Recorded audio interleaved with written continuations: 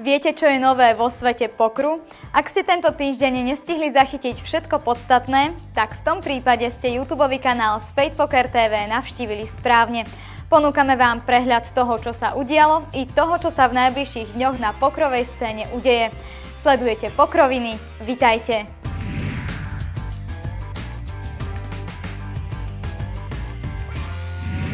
V posledných Pokrovinách sme vás informovali, že len pár dní po veľkom triumfe Martina Mečiara v rozvadovskej Eureke Slovensko opäť oslavovalo. Tentokrát to bolo prvé miesto Mariana Friedricha. My sme zisťovali, ako sa mu na Sunday Million hralo. Vedľa mňa stojí Marian Friedrich, ktorý je známy pokrový hráč, hráva turnaje aj keše. Jeho nick možno nie až taký známy, nick je ADK a ak vám už teraz niečo svíta, tak je to slovenský hráč, ktorý vyhral Sunday Million počas posledného víkendu. Ako sa to stalo? Tak pustil som si poker popri majstrovstvách sveta vo futbale a majstrovstvá skončili, teda tie zápasy a ja som hral ďalej a nejak som to tak už dohral. No. Ako dlho trval turnaj a kedy si začal veriť, že to dáš ďaleko? Turnaj trval 12 hodín a v podstate asi každý, kto hrá Sunday Million, vie, že je kritická fáza od začiatku ITM. A keď som vyhral pár spotov práve v tejto fáze, tak som si už hovoril, že niekde do top 50 by to mohlo byť a tam už naozaj to bolo šťastie v závere.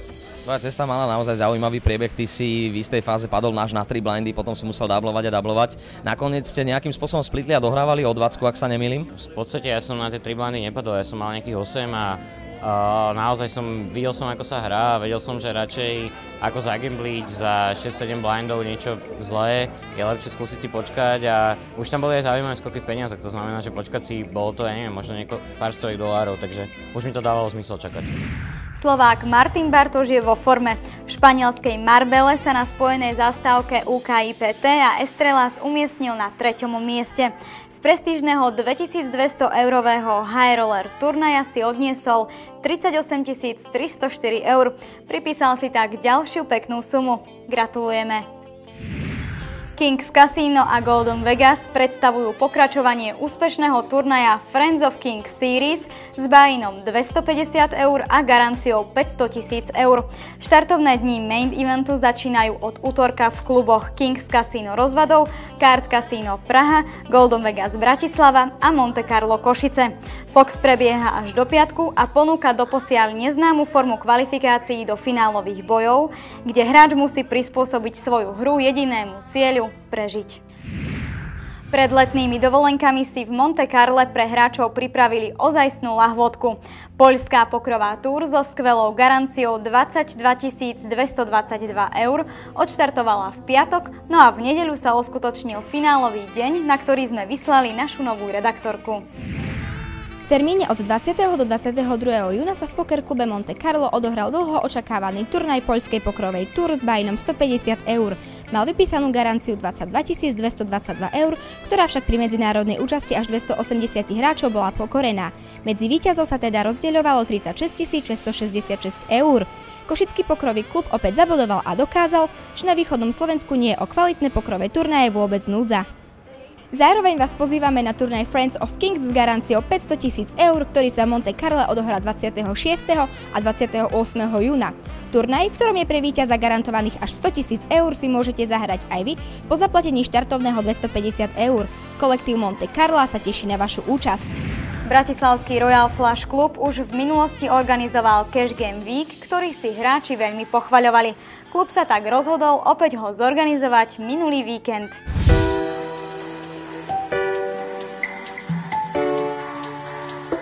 Bratislavský pokrový nielen kešový klub Royal Flush už niekoľko dní dopredu avizoval obrovskú kešovú session, ktorá sa má odohrať práve v jeho priestoroch. Tieto dni sa stali skutočnosťou a v priestoroch Royal Flushu už sa spomínaná kešová session odohráva.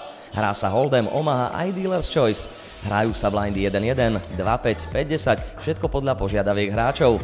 Ako sme spomínali, prišlo viacero zahraničných kešových profíkov, najmä z Izraela je ich niekoľko desiatok. A ako to vnútri vyzerá, uvidíte už o malú chvíľu.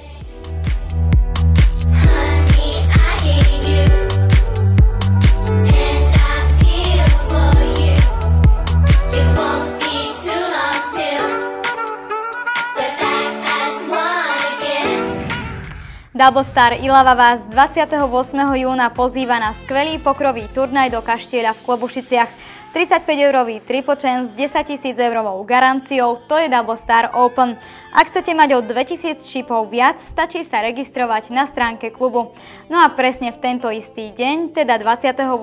júna, sa o 14. v priestoroch Kaštieľa odohrá aj trojmesačný freeroll o 3750 eur, na ktorý už postúpili niektorí hráči.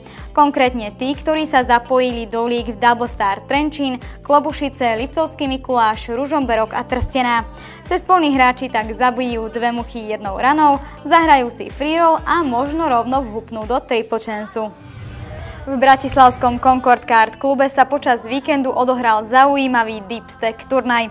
Buy-in bol 60 eur, čo je pri garancii 12 000 eur naozaj priateľné, no a v Concorde sme sa boli pozrieť aj my.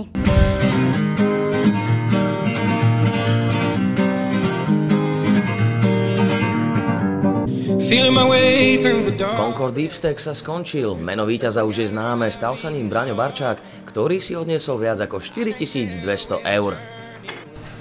Chodili mi karty, ulakoval som to. Blahoželáme. Concord Kart Club ale nezaháľa. Už o pár dní je aj v týchto priestoroch pripravený úvodný turnaj zo série s názvom Summer Cup Deluxe s celkovou garanciou 200 000 eur.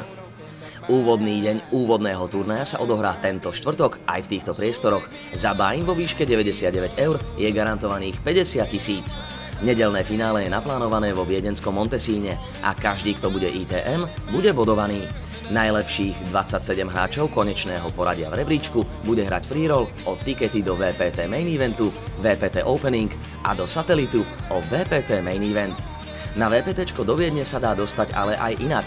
Stačí, ak budete hrávať tu v bratislavskom Concorde turnaje, ktoré sa budú hrať v pondelky a štvrtky. Treba sa umiestniť, zbierať veľa bodov a budete hrať o rovnaké tikety, rovnaký freeroll. Pre viac informácií sledujte stránku klubu a dozviete sa viac. Posledná informácia na záver. Celú reportáž, ako aj kompletný rozhovor s dnešným víťazom nájdete na našom YouTubeovom kanáli. Myslíte si, že na ukončenie pokrovej kariéry stačí jedno nevhodné gesto? Odpoveď na túto otázku určite vie Dale Filip. Pozrite si krátke video oslavy góly proti Španielsku, alebo ak chcete, presný návod na to, čo nerobiť, ak nechcete, aby vás vyhodili z týmu PokerStars Pro.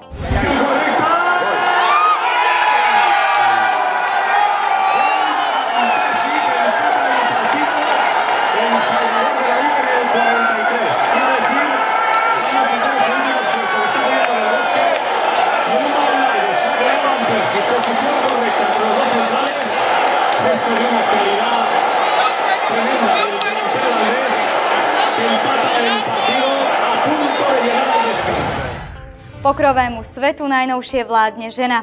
Vanessa Selb sa stala 8. hráčkou v histórii, ktorá sa dostala na čelo prestížneho rebríčka Top 300 Global Poker Index. A ide o vôbec prvý príklad z histórie pokru, kedy mu vládne to nežnejšie pohlavie. To už bola z dnešných pokrovín posledná informácia a možno Vanessa Selb rozprúdi pokrovú krv v žilách ďalších a ďalších dám. Takže páni, možno by ste si na nás mali začať dávať väčší pozor. Zatiaľ vám prajeme veľa pokrového šťastia v priebehu celého budúceho týždňa a vidíme sa opäť budúci pondelok.